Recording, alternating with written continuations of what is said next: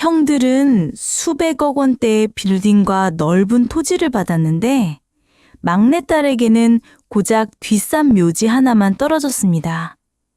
가족들은 비웃었죠. 그래도 아버지가 뭐라도 남기셨네. 묘지라도 받은 게 어디야. 하지만 그 딸이 아버지의 묘비명을 읽고 난 후 모든 것이 달라졌습니다. 진정한 보물은 땅속이 아니라 땅 위에 있다. 하늘이 내린 물을 찾아라. 그리고 그 순간부터 그녀는 미친 듯이 산 전체를 사들이기 시작했는데 과연 그 산에는 무엇이 숨겨져 있었을까요?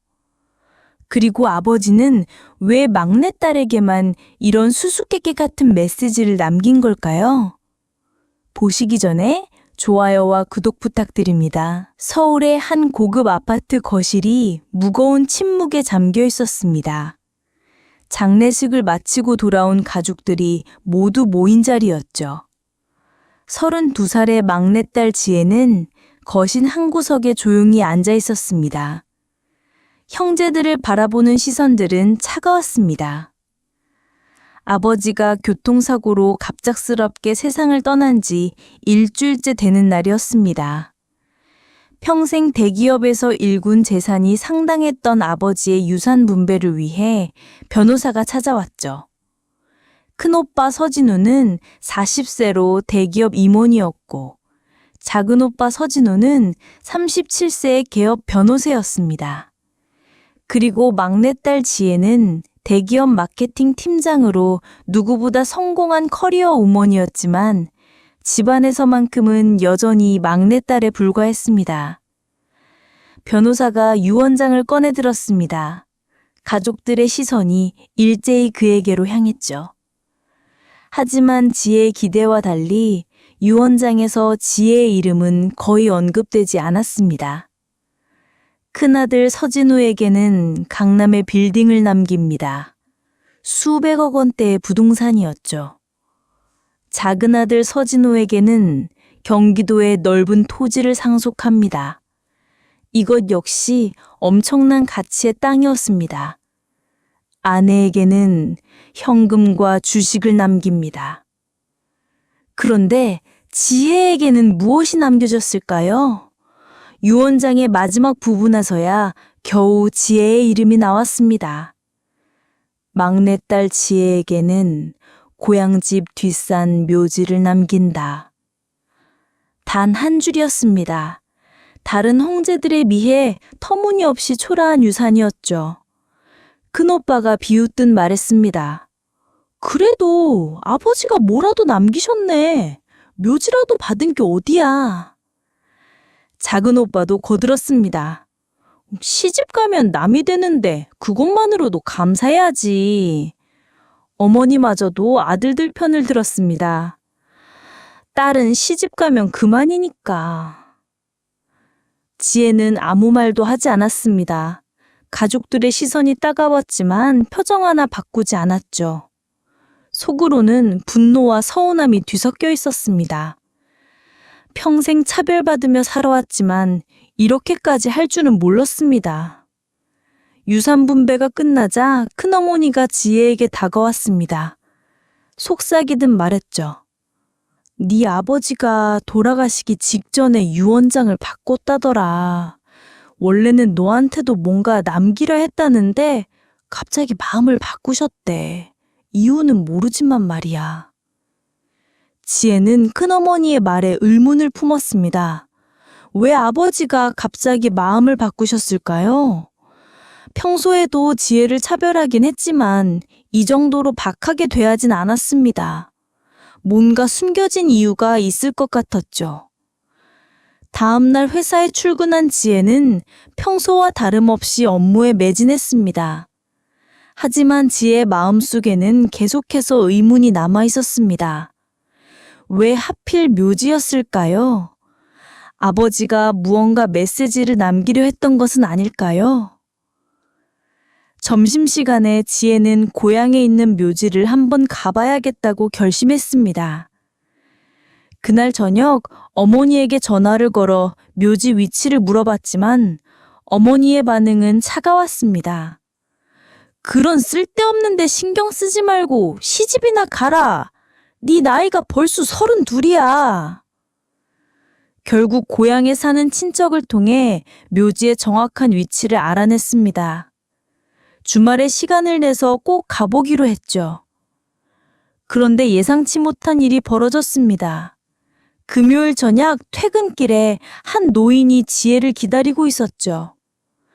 백발을 성성한 노인은 지혜를 보자마자 다가왔습니다. 혹시 서 회장님 막내딸이신가요? 지혜는 놀라서 고개를 끄덕였습니다. 노인은 자신을 박만수라고 소개했습니다. 아버지의 오랜 친구라고 했죠. 지혜는 처음 듣는 이름이었습니다. 박만수 노인은 주위를 살피더니 봉투 하나를 꺼냈습니다. 조심스럽게 지혜에게 건네며 말했죠. 아버님이 돌아가시기 전에 저를 찾아오셨습니다.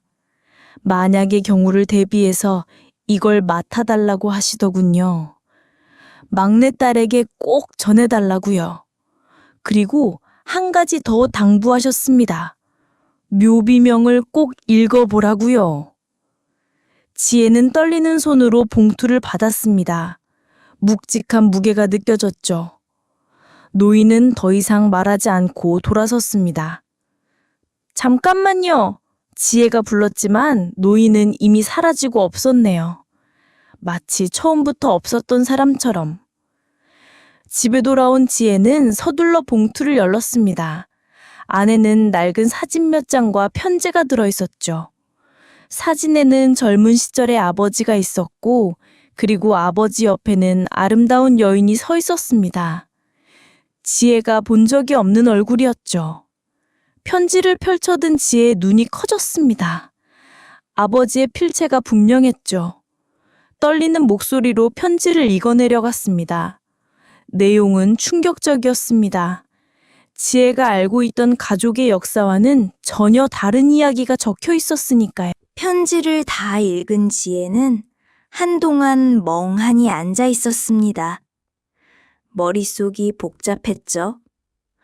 아버지는 왜 이런 비밀을 숨기고 계셨을까요? 그리고 왜 하필 지혜에게만 이 사실을 알리려 했을까요? 다음 날 새벽, 지혜는 고향으로 향했습니다. 묘지에 가서 직접 확인해보고 싶었죠. 아버지가 남긴 마지막 메시지가 무엇인지 알고 싶었습니다. 차를 몰고 가는 내내 지혜의 마음은 복잡했습니다. 두려움과 기대가 뒤섞여 있었죠. 고향에 도착한 지혜는 곧바로 뒷산으로 향했습니다. 산길은 오랜만이라 낯설었지만 어린 시절의 기억이 하나둘 떠올랐죠. 아버지와 함께 산책했던 추억들이 새록새록 되살아났습니다. 그때는 행복했던 시절이었습니다. 산 중턱에 위치한 묘지에 도착한 지혜는 숨을 고르며 주위를 둘러봤습니다. 관리가 잘 되어 있지 않아 잡초가 무성했죠. 지혜는 조심스럽게 묘비에 다가갔습니다. 묘비 전면에는 일반적인 문구들이 새겨져 있었습니다. 하지만 뒷면을 살펴보던 지혜는 깜짝 놀랐죠. 아주 작은 글씨로 무언가가 새겨져 있었습니다. 자세히 보지 않으면 놓치기 쉬운 위치였죠. 지혜는 무릎을 꿇고 글씨를 읽었습니다. 진정한 보물은 땅속이 아니라 땅 위에 있다. 하늘이 내린 물을 찾아라. 그리고 그 아래에는 또 다른 문구가 있었습니다. 내 딸 지혜야, 네가 이것을 읽고 있다면 나는 이미 이 세상에 없겠지. 하지만 너에게 줄 선물은 남겨두었다. 지혜는 주위를 살펴봤습니다. 하늘이 내린 물이라니? 무슨 뜻일까요? 비를 말하는 것일까요? 아니면 다른 의미가 있는 것일까요? 고민하던 중 문득 어린 시절 아버지가 해주신 말씀이 떠올랐습니다. 이 산에는 보물이 숨겨져 있단다. 언젠가 때가 되면 그 보물이 모습을 드러낼 거야. 그땐 아버지는 농담처럼 말씀하셨지만 지금 생각해보니 진지한 표정이었던 것 같습니다. 혹시 그때부터 무언가를 준비하고 계셨던 걸까요? 지혜는 서둘러 산을 내려왔습니다. 전문가의 도움이 필요했죠. 다음 주에 지질 전문가를 고용해서 조사를 시작하기로 했습니다. 서울로 돌아온 지혜는 조용히 준비를 시작했습니다. 먼저 묘지의 정확한 소유권을 확인했죠. 다행히 유언장대로 지혜의 이름으로 등기가 되어 있었습니다. 그런데 예상치 못한 일이 벌어졌습니다. 큰오빠 진우가 갑자기 지혜의 집을 찾아온 것이었죠. 지혜야, 요즘 뭐하고 지내니? 진우의 표정은 평소와 달리 다정했습니다. 뭔가 수상한 김새가 났죠. 사실은 부탁할 게 있어서 왔어. 네가 받은 묘지 말이야. 가족 묘지니까 우리가 함께 관리하는 게 어떨까? 사실 관리권은 장남인 내게 있어야 하지 않겠니? 진우의 속셈을 눈치챘습니다. 묘지에 뭔가 있는 걸 알아챈 모양이었죠. 오빠, 미안하지만 아버지가 제게 주신 거예요. 제가 알아서 관리할게요. 지혜가 단호하게 거절하자 진우의 표정이 굳어졌습니다. 며칠 후 작은 오빠 진호까지 찾아왔습니다. 변호사답게 법적인 문제를 들먹였죠. 묘지는 가족 공동재산이야. 네가 독단적으로 처리할 수 없어. 필요하다면 소송도 불사할 거야. 위협적인 어조였습니다. 설상가상으로 큰올케 정미선까지 가세했습니다. 아가씨, 혹시 뭔가 숨기는 거 있어요? 갑자기 묘지에 관심을 갖는 게 수상해요. 정미선은 교묘하게 지혜를 압박했습니다. 심지어 어머니까지 설득해서 데려왔죠. 지혜야, 가족끼리 뭘 그렇게 따지니? 어머니의 말에도 지혜는 흔들리지 않았습니다. 어머니, 죄송하지만 이건 아버지가 저에게 주신 거예요. 제가 알아서 하겠습니다. 단호한 거절에 어머니도 발을 돌렸습니다. 하지만 형제들은 포기하지 않았습니다. 급기야 변호사를 통해 정식으로 소송을 제기했죠. 재판이 진행되는 동안에도 지혜는 조사를 멈추지 않았습니다. 비밀리에 지질 전문가를 고용해서 산을 조사했죠. 그리고 놀라운 사실을 발견했습니다. 산 북쪽 계곡 근처에서 특이한 지질 구조를 발견한 것입니다. 전문가의 말에 따르면 온천수가 나올 가능성이 높다고 했습니다. 그것도 일반 온천이 아니라 게르마늄이 함유된 특수 온천일 가능성이 크다고 했죠. 만약 사실이라면 엄청난 가치를 지닌 땅이었습니다. 지혜는 흥분을 감추며 조사를 계속했습니다. 그런데 더 놀라운 사실을 발견했죠. 30년 전에 이미 누군가 이곳을 조사했다는 흔적을 찾은 것입니다. 낡은 지질조사 모고서가 산 아래 창고에서 발견되었습니다. 보고서를 작성한 사람은 다름 아닌 아버지였습니다. 젊은 시절 아버지는 이미 이 땅의 가치를 알고 계셨던 것이었죠. 하지만 왜 개발하지 않고 숨겨두셨을까요? 그 이유가 편지에 적혀 있었습니다. 이 땅은 우리 조상 대대로 내려온 신성한 땅이다. 함부로 개발해서는 안 된다. 하지만 언젠가 때가 되면 이 땅이 우리 가족을 지켜줄 것이다. 그때까지 기다려야 한다. 아버지의 해안이 놀라웠습니다. 재판은 지혜에게 유리하게 흘러갔습니다.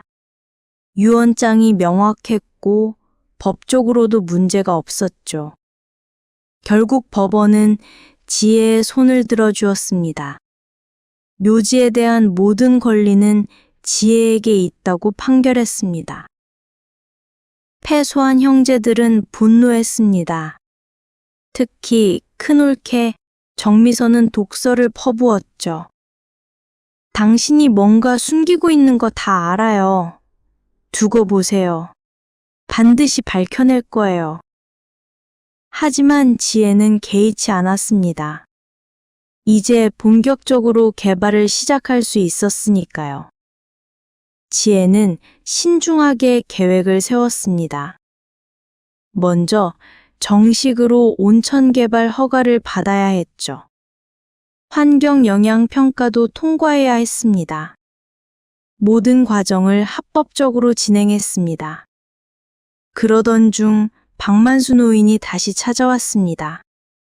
이번에는 또 다른 비밀을 알려주었죠. 사실 이 산에는 온천만 있는 게 아닙니다. 더 중요한 보물이 숨겨져 있어요. 바로 희귀광물입니다. 노인의 말에 지혜는 귀를 기울였습니다.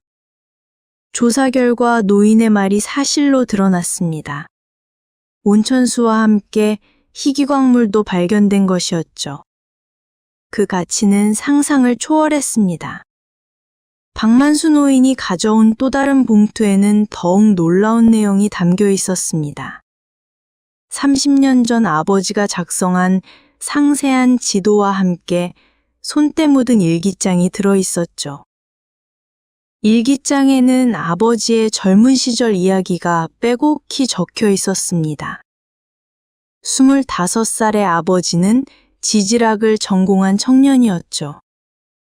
우연히 고향 산을 조사하던 중 놀라운 발견을 했다고 적혀 있었습니다.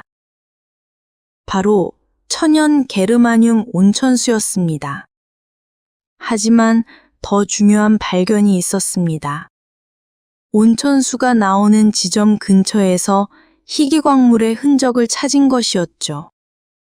당시로서는 그 가치를 제대로 평가받기 어려웠지만 미래에는 엄청난 가치를 지닐 것이라고 예상했습니다. 아버지는 고민했습니다. 당장 개발하면 큰 돈을 벌 수 있었죠. 하지만 마을의 평화를 깨트리고 싶지 않았습니다. 게다가 욕심 많은 친척들이 몰려들 것이 뻔했습니다. 결국 비밀로 하기로 결정했죠.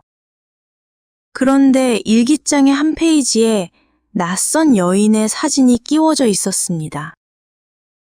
박만수 노인이 가져온 처음 사진 속 여인과 같은 사람이었죠. 일기에는 그녀에 대한 이야기도 적혀 있었습니다. 아버지의 첫사랑이었던 것입니다. 그녀의 이름은 한수연이었습니다. 같은 마을에 살던 아름다운 여인이었죠. 아버지와 수연은 서로 사랑했지만 집안의 반대로 결혼하지 못했습니다. 수연의 집안은 양반 가문이었고 아버지는 평민이었으니까요. 결국 수연은 다른 사람과 결혼했지만 불행하게도 젊은 나이에 병으로 세상을 떠났죠. 임종 직전 수연은 아버지에게 마지막 부탁을 했습니다. 이 산을 잘 지켜달라고. 언젠가 이 산이 큰 복이 될 거라고. 박만수 노인이 설명을 덧붙였습니다. 수연 씨는 특별한 능력이 있었어요. 미래를 내다보는 해안이 있었죠. 그녀가 이 산에 대해 예언한 것들이 모두 맞아떨어지고 있습니다. 일기장을 계속 읽어나가던 지혜는 충격적인 내용을 발견했습니다. 아버지가 지혜를 특별히 아꼈다는 내용이었죠. 겉으로는 차갑게 대했지만 속으로는 가장 사랑했다고 적혀 있었습니다. 그 이유도 설명되어 있었죠. 지혜는 수연을 닮았다. 외모뿐만 아니라 성격까지도. 강인하고 독립적이며 누구에게도 기대지 않는 성격. 그래서 일부러 더 엄하게 대했다. 스스로 일어설 수 있는 사람으로 키우고 싶었다. 아버지의 진심이 느껴졌습니다. 그리고 마지막 페이지에는 이런 글이 적혀 있었습니다. 언젠가 지혜가 이 일기를 읽게 된다면 그때가 바로 이 산을 개발할 때다. 지혜라면 욕심 없이 올바르게 사용할 것이다. 형제들과도 화해할 수 있을 것이다. 일기장을 다 읽은 지혜는 눈물을 흘렸습니다. 아버지의 진정한 사랑을 이제야 알게 되었죠. 겉으로 보이는 차별은 사실 더 큰 사랑의 표현이었던 것입니다. 박만수 노인이 또 다른 이야기를 들려주었습니다. 사실 수연 씨에게는 특별한 능력이 있었어요. 어릴 때부터 미래를 내다보는 신통력이 있었죠. 마을 사람들은 그녀를 신녀라고 불렀습니다. 그녀의 예언은 한 번도 빗나간 적이 없었어요. 노인은 계속해서 설명했습니다. 수연 씨는 이 산의 미래를 내다보았습니다.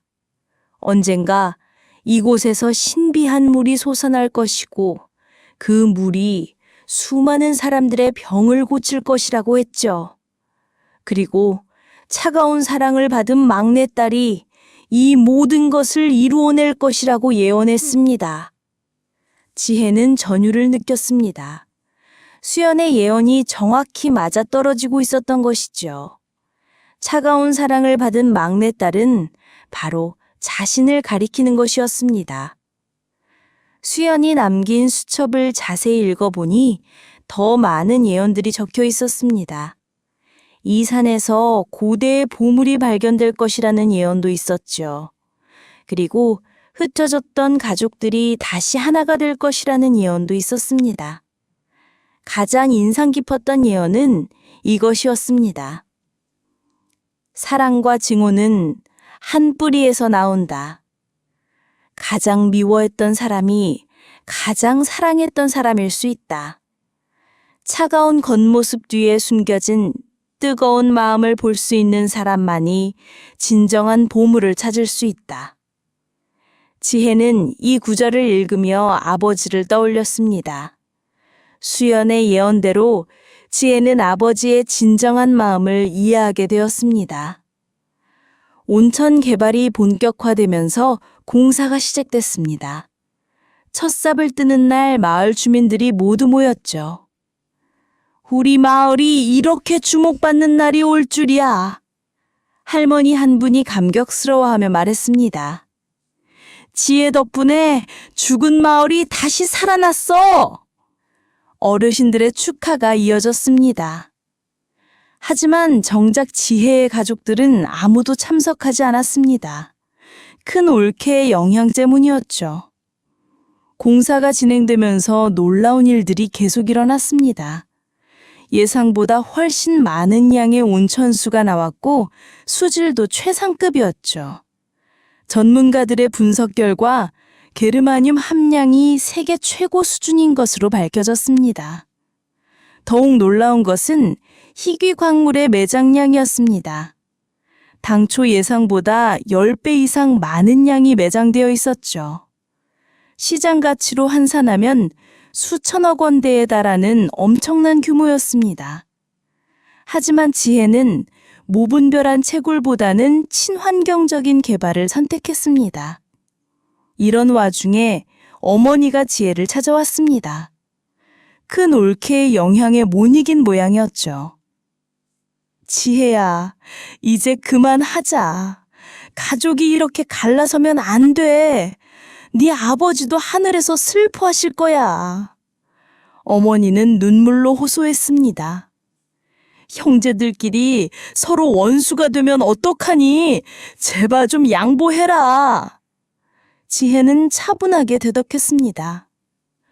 어머니, 아버지는 오히려 이걸 원하셨을 거예요. 올바른 방법으로 개발하라고 하셨죠. 욕심에 눈멀었던 사람들에게 넘기는 걸 원하지 않으셨을 거예요. 저는 아버지의 뜻을 따르는 것뿐이에요. 어머니는 더 이상 할 말이 없었습니다. 지혜의 말이 맞다는 걸 알고 있었으니까요. 공사가 한창일 때 작은 오빠 진호가 다시 찾아왔습니다. 이번에는 진심으로 사과하러 온 것이었죠. 지혜야, 내가 정말 잘못했어. 변호사라는 사람이 법만 알고 더 중요한 걸 못 봤구나. 형수님한테 휘둘려서 너를 괴롭혔던 걸 용서해줘. 진호의 눈에는 눈물이 맺혀 있었습니다. 지혜는 따뜻하게 진호를 마주해 주었습니다. 오빠, 괜찮아요. 가족이니까 이해해요. 이제라도 진심을 알아주셔서 감사해요. 진호는 그날부터 지혜를 돕기 시작했습니다. 법적인 문제들을 해결하는데 적극적으로 나섰죠. 큰올케의 방해 공작을 막는데도 앞장섰습니다. 진호의 변화에 큰오빠 진호도 흔들리기 시작했습니다. 대기업 임원으로서 개발 사업의 가치를 누구보다 잘 알고 있었죠. 게다가 지혜가 얼마나 합리적으로 일을 진행하는지도 인정할 수밖에 없었습니다. 어느 날 진호는 아내 몰래 지혜를 찾아왔습니다. 미안하다 지혜야. 오빠로서 너무 부끄럽구나. 하지만 큰올케 정미선은 끝까지 포기하지 않았습니다. 이번에는 더욱 극단적인 방법을 쓰기 시작했죠. 공사 현장에 몰래 들어가 장비를 망가뜨리려 했습니다. 한밤중에 검은 옷을 입고 침입했다가 경비원에게 발각되었죠. 경찰에 인계될 뻔했지만 지혜가 선처를 호소해서 무사히 넘어갔습니다. 이 사건은 진우에게 큰 충격을 주었습니다. 아내가 그 정도로 욕심에 눈이 멀었다는 사실을 깨달은 것이죠. 더 이상 참을 수 없다. 우리 이혼하자. 진우의 폭탄 선언에 정미선은 경악했습니다. 하지만 진우의 결심은 확고했죠. 더 이상 욕심에 눈먼 아내와 살 수 없다고 선언했습니다. 정미선은 결국 쫓겨나듯 집을 나갔습니다. 재산 분할로 받은 돈을 들고 떠났죠. 하지만 그 돈도 오래가지 못했습니다. 투자 사기를 당해 모든 걸 잃었다는 소식이 들려왔죠. 온천 리조트 건설이 순조롭게 진행되어 첫 번째 건물이 완성되자 시범 운영을 시작했습니다. 효과는 즉각적으로 나타났습니다. 각종 질병으로 고생하던 사람들이 놀라운 속도로 회복되었습니다. 특히 만성 피부염과 류머티즘 환자들의 개선 효과가 두드러졌죠. 가장 화제가 된 것은 독립운동가 후손들을 위한 무료 요양 프로그램이었습니다. 지혜는 약속대로 이들을 위한 특별시설을 마련했죠. 전국에서 독립운동가 후손들이 찾아왔습니다. 그동안 제대로 된 치료를 받지 못했던 어르신들이 온천 치료를 받고 건강을 되찾았죠. 언론에서도 크게 주목했습니다. 진정한 노블레스 오블리주라는 찬사가 쏟아졌죠. 특히 젊은 세대에게 큰 감동을 주었습니다. 지혜는 하루아침에 국민적 영웅이 되었습니다. 성공이 눈앞에 보이자 가족들의 태도는 완전히 달라졌습니다. 어머니도 이제는 지혜를 자랑스러워했죠. 우리 막내가 최고야. 너무 자랑스러워. 어머니의 태도 변화에 형제들도 따라 변했습니다. 이제는 모두가 지혜의 성공을 진심으로 축하하게 되었죠. 정미선도 뒤늦게 후회했습니다. 길거리에서 노숙자 신세가 된 정미선은 자신의 어리석음을 깨달았죠. 욕심 때문에 모든 걸 잃었다는 사실을 인정할 수밖에 없었습니다. 결국 자존심을 버리고 지혜에게 도움을 청했죠. 과거의 잘못을 사과하며 일자리를 구해달라고 부탁했습니다. 지혜는 정미선을 용서했습니다. 리조트의 청소 직원으로 일할 기회를 주었죠. 처음에는 자존심이 상했지만 정미선도 결국 현실을 받아들였습니다. 열심히 일하면서 새로운 삶을 시작했죠. 동료들과도 잘 어울리고 성실하게 근무했습니다. 진정한 변화가 시작된 것이었습니다. 리조트가 정식 개장을 앞둔 어느 날 더욱 놀라운 발견이 있었습니다. 공사 중 우연히 발견된 동굴에서 고대 유물들이 쏟아져 나온 것이었죠. 전문가들의 감정 결과 고려시대의 귀중한 문화재들이었습니다. 그 중에서도 가장 주목받은 것은 한 권의 고서였습니다. 왕실의 비전으로 전해지던 의학서였죠. 온천수를 이용한 치료법이 상세히 기록되어 있었습니다. 현대의학으로도 설명하기 어려운 놀라운 내용들이었죠. 문화체정에서는 즉시 발굴 조사를 시작했습니다. 그 결과 이곳이 고려 왕실의 비밀 요양소였다는 사실이 밝혀졌죠. 왕족들만 아는 특별한 장소였던 것입니다. 지혜는 문화재 보존과 개발을 조화시키는 방안을 찾았습니다. 동굴은 박물관으로 조성하고 유물들은 전시했죠. 고대의 치료법을 현대적으로 재해석한 프로그램도 개발했습니다. 이런 발견들이 알려지면서 국제적인 관심도 쏟아졌습니다. 해외 언론들이 앞다투어 보도했죠. 신비한 동양의 치유온천이라는 타이틀로 소개되었습니다. 예약 문의가 폭주했습니다. 일본 대형 의료그룹에서는 기술 제휴를 제안했고 중국 투자자들은 거액을 들고 찾아왔죠. 하지만 지혜는 서두르지 않았습니다. 무분별한 황장보다는 내실을 다지는 것이 중요하다고 판단했죠. 드디어 리조트 개장일이 되었습니다. 전국에서 축하 인사들이 몰려들었죠. 정부 고위 관계자들도 참석했습니다. 독립운동가 후손들은 특별 초청을 받았습니다. 개장식에서 지혜는 뜻깊은 발표를 했습니다. 이곳을 한수연 치유의 숲으로 영명하겠다고 선언했죠. 아버지의 첫사랑이자 이 땅의 수호신 같은 존재였던 수연을 기리는 의미였습니다. 그리고 또 하나의 중요한 발표가 있었습니다. 수익의 50%를 공익사업에 사용하겠다는 약속이었죠.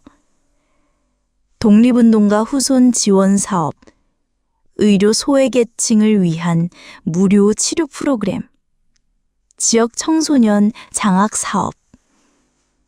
형제들도 모두 참석했습니다.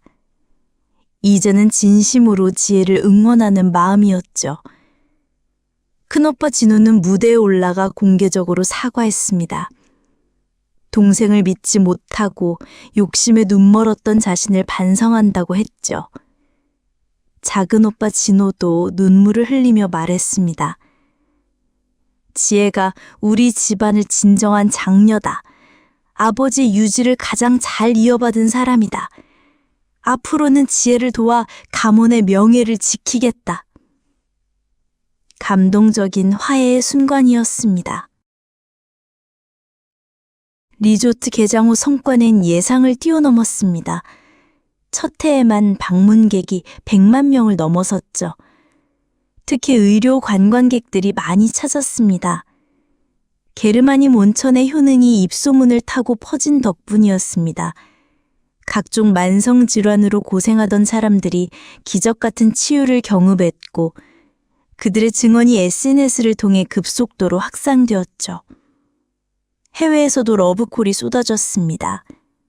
하지만 지혜는 무분별한 확장보다는 내실을 다지는 것을 선택했습니다.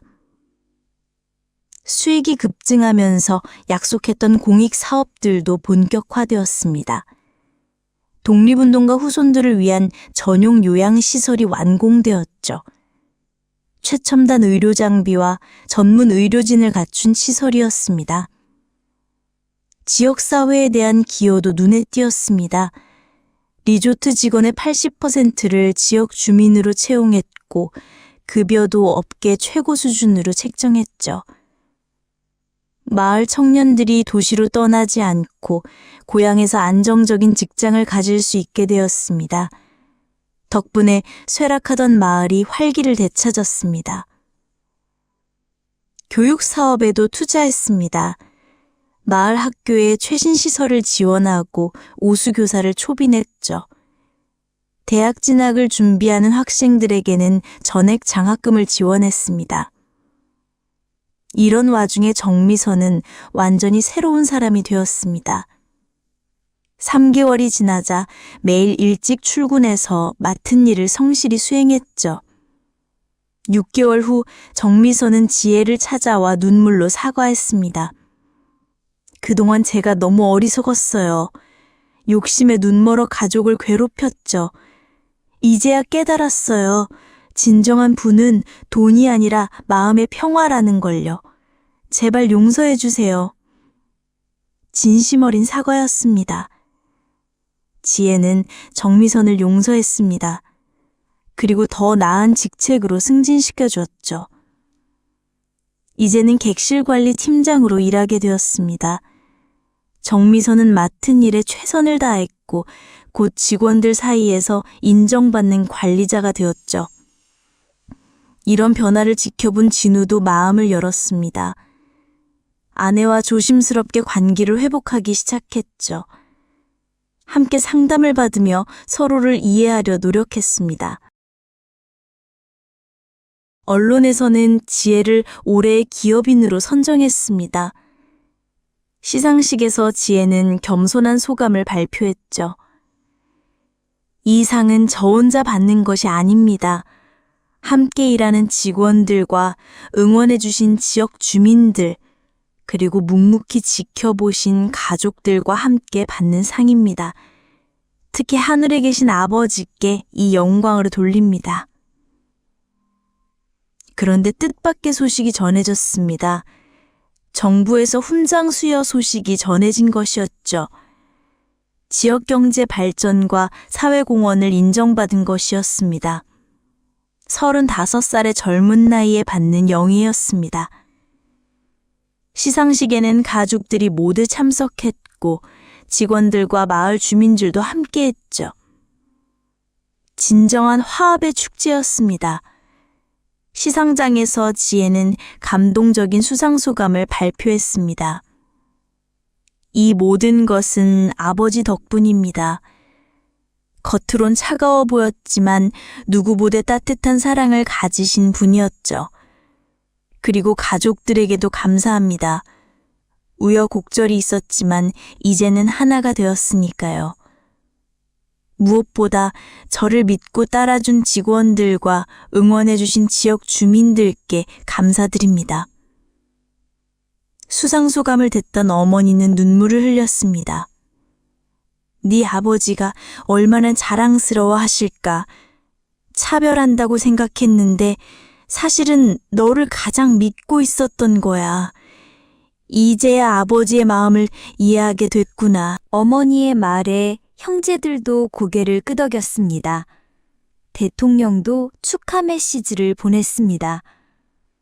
젊은 기업인의 모범을 보여준 서지혜 대표에게 감사하다. 특히 독립운동가 후손들을 위한 헌신은 나라 사랑의 참된 실천이다. 앞으로도 대한민국 발전에 기여해 주기 바란다. 훈장 수여식이 끝난 후 가족들은 오랜만에 한자리에 모였습니다. 이번에는 진짜 가족으로서의 모임이었죠. 지혜가 중요한 발표를 했습니다. 내년부터 가족장학재단을 설립하려고 해. 우리 선조들처럼 나라를 위해 헌신하는 젊은이들을 지원하는 거야. 이름은 서한수연장학재단으로 하고 싶어. 모두가 찬성했습니다.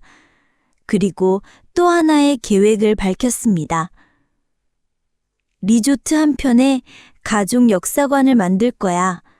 증조부님의 독립운동부터 아버지의 숨겨진 이야기까지 우리 가족의 자랑스러운 역사를 후손들에게 전하고 싶어. 감동적인 제안이었죠. 회의가 끝나고 가족들은 리조트 최고층 전망대에 올랐습니다. 눈앞에 펼쳐진 아름다운 경치를 바라보며 각자 감회에 젖었죠. 어머니가 말했습니다. 아버지가 정말 지혜로우셨네. 겉으로는 차별아닌 것 같았지만 사실은 지혜를 가장 믿고 계셨던 거야. 이 모든 걸 지혜에게 맡긴 게 그 증거지. 진정한 사랑의 표현이었던 거야. 진우가 덧붙였습니다. 맞아요, 어머니. 우리는 눈앞의 재산만 보았지만 아버지는 더 큰 그림을 그리고 계셨던 거예요. 지혜가 우리 모두를 하나로 만들 거라는 걸 아셨던 거죠. 그때 박만수 노인이 다시 찾아왔습니다. 이번에는 마지막 선물을 가져왔다고 했죠. 수연이 남긴 마지막 예언이 담긴 편지였습니다. 편지를 읽은 지혜는 또 한 번 놀랐습니다. 수연은 이 모든 일들을 예견하고 있었던 것이었죠. 심지어 동굴에서 유물이 발견될 것까지 예언했습니다. 그리고 마지막에는 이런 글이 적혀 있었습니다. 이 산은 단순한 땅이 아니다. 하늘이 내린 축복이자 조상들의 보호가 깃든 성지다. 올바른 마음으로 다가오는 이에게는 무한한 축복을 내릴 것이다. 욕심으로 다가오는 이에게는 아무것도 주지 않을 것이다. 수연의 예언대로 모든 일이 이루어지고 있었습니다. 지혜의 올바른 마음이 산의 진정한 가치를 일깨운 것이었죠. 박만수 노인이 마지막으로 말했습니다. 자네 아버지가 자랑스러워 하실 거야. 그리고 수연 씨도 기뻐하실 거야. 자네가 해낸 일은 단순한 사업 성공이 아니라 인간 승리야. 진정한 사랑의 승리지. 리조트는 계속 성장했습니다. 2년 차에는 국제학회가 열릴 정도로 명성을 얻었죠. 세계 각국의 의학자들이 모여 게르마늄 온천의 치료 효과를 연구했습니다. 사회 공헌 활동도 확대되었죠. 의료 소외 지역에 이동 진료버스를 운영하고 저소득층 환자들을 무료로 치료했습니다. 청소년 장학재단을 설립해서 매년 수백 명의 학생들을 지원했습니다. 환경보호 활동에도 앞장섰고 지역 문화재 보존 사업도 후원했죠. 그날 저녁 가족들은 아버지 산소를 찾았습니다. 처음으로 온 가족이 함께 성묘를 하는 것이었죠. 묘비 앞에서 각자 아버지께 인사를 드렸습니다. 지혜는 새로운 묘비명을 공개했습니다. 사랑하는 아버지, 여기 잠들다. 차가운 사랑으로 자녀를 강하게 키우셨고 뜨거운 유산으로 가족을 하나로 만드셨다. 당신의 가르침을 영원히 기억하겠습니다. 산소 옆에는 한수연의 묘도 단장되어 있었습니다. 이제는 떳떳하게 이름을 새긴 비석이 세워졌죠. 아버지의 영원한 사랑, 한수연 여사 여기 잠들다. 당신이 지킨 이 산은 이제 많은 이들의 안식처가 되었습니다. 박만수 노인도 함께했습니다. 이제야 두 분이 편안하게 쉬실 수 있겠구먼. 생전에 이루지 못한 사랑이 죽어서라도 함께하니 얼마나 좋겠소. 리조트로 돌아온 가족들은 진지한 회의를 시작했습니다. 앞으로의 발전 방향에 대해 논의했죠. 각자의 전문성을 살려 역할을 분담하기로 했습니다. 진우는 경영 전문가로서 해외 진출을 도와주겠다고 했고, 진호는 법률 자문을 전담하겠다고 했습니다. 정미선도 현장 관리 전문가로서 기여하겠다고 했죠. 진정한 가족 기업으로 거듭나는 순간이었습니다. 지혜는 직원들에게 당부의 말을 전했습니다. 우리 리조트의 진정한 가치는 돈이 아닙니다. 사람을 치유하고 가족을 회복시키는 것이죠. 이 정신을 잃지 말고 끝까지 지켜나갑시다. 박수가 터져나왔습니다. 새벽이 밝아오는 동쪽 하늘을 바라보며 지혜는 새로운 다짐을 했습니다. 아버지와 한수연이 꿈꾸었던 세상, 욕심이 아닌 사랑이 지배하는 세상을 만드는데 평생을 바치겠다고. 그것이 진정한 유산을 이어받는 길이라고. 산 아래로 온천수가 흐르는 소리가 들려왔습니다. 마치 축복의 노래처럼 들렸죠. 하늘이 내린 물은 이제 모든 사람들에게 열려 있었습니다. 차별 없이 누구나 치유받을 수 있는 공간. 그것이 바로 아버지가 꿈꾸던 세상이었습니다. 10년이 흘렀습니다. 한수연 치유의 숲은 이제 세계적인 명소가 되었습니다. 매년 200만 명이 넘는 사람들이 찾아와 치유의 기적을 경험합니다. 서한수연 장학재단은 지금까지 5천 명이 넘는 학생들을 지원했습니다. 그중 많은 이들이 사회의 중추가 되어 더 나은 세상을 만들어가고 있습니다. 가족 역사관에는 매일 수많은 관람객들이 찾아옵니다. 사랑과 헌신으로 이루어진 한 가족의 이야기에 감동받아 눈물을 흘리는 사람들이 끊이지 않습니다. 지혜는 이제 45세가 되었습니다. 결혼해서 2 자녀를 두고 있죠? 아이들에게 늘 들려주는 이야기가 있습니다. 할아버지의 차가운 사랑이 우리를 지금의 자리에 있게 해줬단다. 진정한 사랑은 때로는 춥고 힘들 수 있지만 그 속에는 더 큰 목적이 숨어 있는 거야. 정미선은 이제 리조피의 총괄 부사장이 되었습니다. 과거의 욕심 많은 모습은 온데간데 없고 진심으로 타인을 섬기는 마음을 가진 사람이 되었죠. 진호와 진호는 각각 해외 사업과 법무를 담당하며 지혜를 든든하게 뒷받침하고 있습니다. 박만수 노인은 80세가 넘었지만 여전히 건강합니다. 가끔 리조트를 찾아와 옛 이야기를 들려주죠.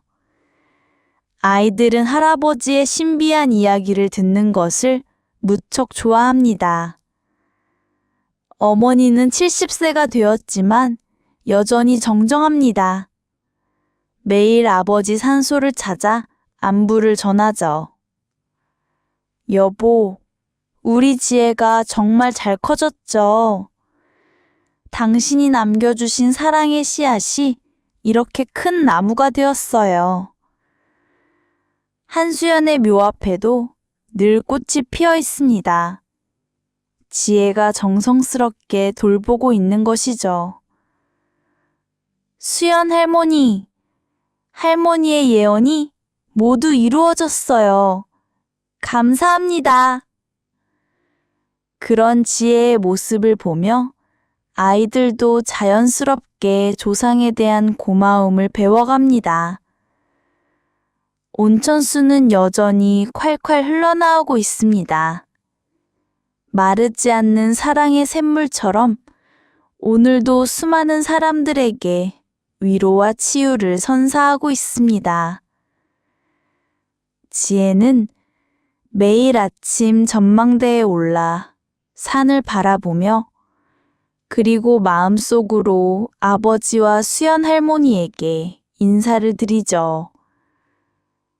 오늘도 많은 사람들이 이곳에서 행복을 찾아갈 것 같아요.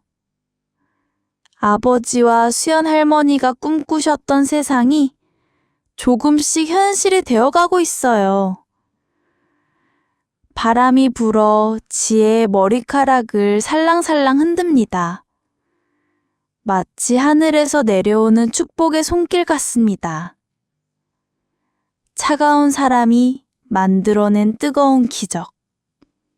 그 이야기는 오늘도 계속되고 있습니다. 재미있게 보셨다면 좋아요와 구독 부탁드립니다.